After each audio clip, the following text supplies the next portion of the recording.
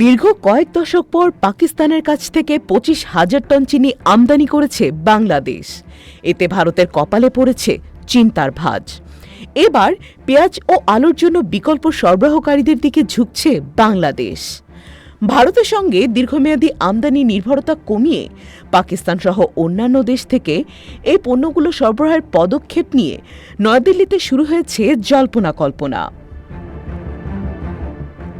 ভারতীয় সংবাদ মাধ্যম ইন্ডিয়া.com-এর প্রতিবেদনে বলা হয়েছে, আলু ও পেঁয়াজ আমদানির ক্ষেত্রে এতদিন ভারত ছিল বাংলাদেশের প্রধান সরবরাহকারী। তবে ভারতীয় বাজারে পণ্যের ক্রমবর্ধমান দাম এবং রপ্তানি নিরুৎসাহিত করার সিদ্ধান্ত বাংলাদেশের জন্য নতুন বিকল্প খোঁজার প্রেরণা জুগিয়েছে।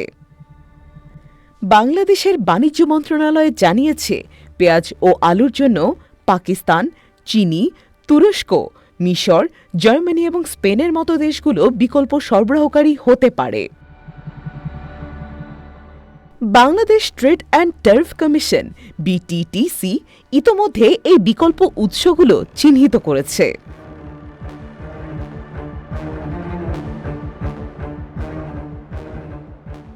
ইন্ডিয়া.com-এর মতে, হিন্দু মুসলিম সম্পর্কের জটিলতা এবং সাম্প্রতিক বাণিজ্য বৈষম্যের ফলে দুই দেশের মধ্যে সম্পর্ক উত্তেজনাপূর্ণ। ২০২৩ থেকে ২৪ অর্থবছরে ভারত থেকে ৭.২৪ লাখ টন পেঁয়াজ আমদানি করলেও ক্রমাগত দাম বৃদ্ধির ফলে এই নির্ভরতা কমানোর চেষ্টা করছে বাংলাদেশ।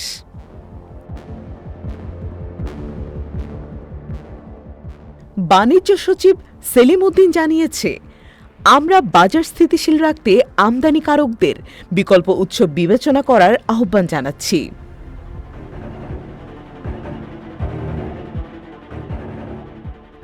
২০২১ থেকে ২২ অর্থবছরে ভারতের রপ্তানি ১৬.২ বিলিয়ন মার্কিন ডলারে পৌঁছালেও শেখ হাসিনা সরকারের পতন ও অন্তর্বর্তীকালীন সরকারের ক্ষমতায় আসার পর এই বাণিজ্য হ্রাস পেতে শুরু করেছে। বাংলাদেশের এই পদক্ষেপ শুধু বাণিজ্যিক নয়, কূটনৈতিক সম্পর্কেও নতুন দৃষ্টান্ত স্থাপন করতে পারে। ভারতের বাজারে সরবরাহ সংকটের কারণে বাংলাদেশের বিকল্প উৎস খোঁজার প্রক্রিয়া চলমান। এবার পাকিস্তান সহ অন্যান্য দেশ থেকে আমদানির বিষয়টি কেমন ফল দেয় তা সময়ই বলবে।